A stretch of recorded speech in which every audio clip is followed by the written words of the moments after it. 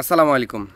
আপনারা বাংলাদেশের মুসলিমরা গাজা ফিলিস্তিন নিয়ে খুবই মর্মাহত, কিন্তু আপনারা আপনাদের দেশের পাশের দেশে যে মুসলিমদেরকে কিভাবে নির্যাতন করা হচ্ছে সেটা কেউ আমলে নিচ্ছেন না।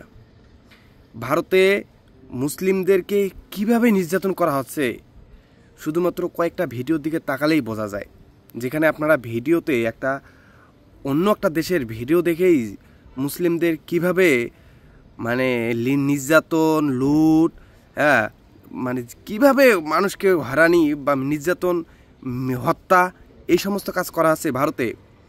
ভিডিও দেখেই যদি বোঝা যায় তাহলে সেই মূল জায়গায় কী ধরনের নির্যাতন তারা নির্যাতিত হচ্ছে। যে মুসলিমের বাড়িতে কিছু অর্থ বেশি আছে, সোনা গয়না আছে, এলাকাবাসী জানে, সেই সমস্ত এলাকাবাসী সেখানে লুট করতেছে। এখানে যদি প্রতিহত করতে যায় কেউ, সাথে সাথে তাদেরকে ওয়ার্নিং দেওয়া হচ্ছে, হত্যা করা হচ্ছে, গুলি করা হচ্ছে। কেউ সামনে আগার মতন কেউ নাই। আবার বাংলাদেশের সীমান্তে কৃষকরা কাজ করতে যায়, সেখানে বিএসএফ সীমান্ত থেকে কৃষকদেরকে ধরে নিয়ে যায়।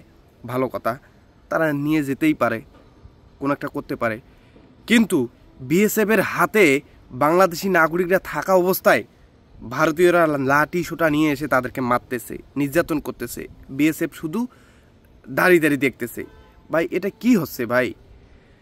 আমি মনে করি বাংলাদেশের মানুষকে এখনই সময়ে জাগ্রত হওয়া, আগামী দিনের প্রস্তুতি নেওয়া।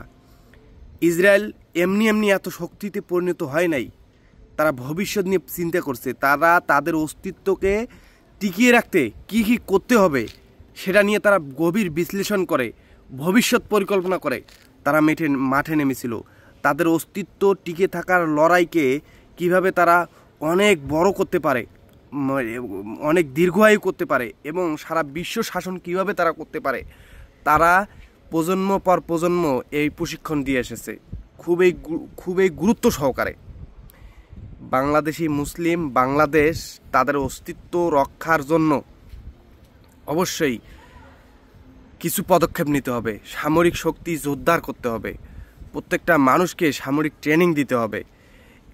এই বিষয়গুলো যদি এখনই আমলে নেওয়া না হয়, তাহলে ইসরায়েলের সাথে আরব যখন হেরে গিয়েছিল, এই পরিস্থিতি আবার আসতে পারে। আমি কথাটা আপনাদেরকে স্মরণে করে দিলাম। কাজেই বাংলাদেশ সরকারকে বিশেষভাবে অনুরোধ করব, ভবিষ্যতের জন্য প্রস্তুতি নেওয়া, সামরিক শক্তি দ্বিগুণ করা, সামরিক দিকে চোখ রাখা। ভারতের নির্যাতন, কখন ভারত বাংলাদেশকে হামলা করবে তার কোনো ঠিক নেই। অনেকেই বোকাশোকারা আপনারা মনে করেন ভারত বাংলাদেশকে হামলা করলে চীন আছে, পাকিস্তান আছে, তারা আমাদেরকে হেল্প করবে। নিজের খেয়ে কেউ মরতে আসবে না, এই কথাটা মনে রাখতে হবে। তাদের যদি কোনো স্বার্থ থাকে অবশ্যই তারা এগিয়ে আসবে, আর স্বার্থ না থাকলে আসবে না। আপনারা দেখেন জর্ডান, এই ইসরায়েলের দিকে দেখলেই হয়, ফিলিস্তিনের দিকে দেখলেই হয়, চতুর্দিকেই মুসলিম দেশ। ভাই, চতুর্দিকেই মুসলিম দেশ, তারপরও কেউ এগিয়ে আসে নাই। এটা বড় আফসোস। যদিও যারা হুতিরা এগিয়ে আসলেও কার্যকর কোনো পদক্ষেপ নিতে পারে নাই। কেন? অসম্ভব। তারা অন্য দেশ, এরা অন্য দেশ। তাই এইগুলো চিন্তা ভাবনা করে নিজের দেশকে বাঁচাতে নিজেকেই পদক্ষেপ নিতে হবে। নিজের শক্তি নিজেকেই শক্তিশালী হতে হবে, নিজেকেই। এগুলো চিন্তা ভাবনা করে বাংলাদেশ সরকার, বাংলাদেশ সেনাবাহিনীকে বলি, ভারতের দালালি মুক্ত হয়ে নিজের শক্তি দ্বিগুণ করুন এবং বাংলাদেশের অস্তিত্ব রক্ষায় পদক্ষেপ নিন। আসসালামু আলাইকুম।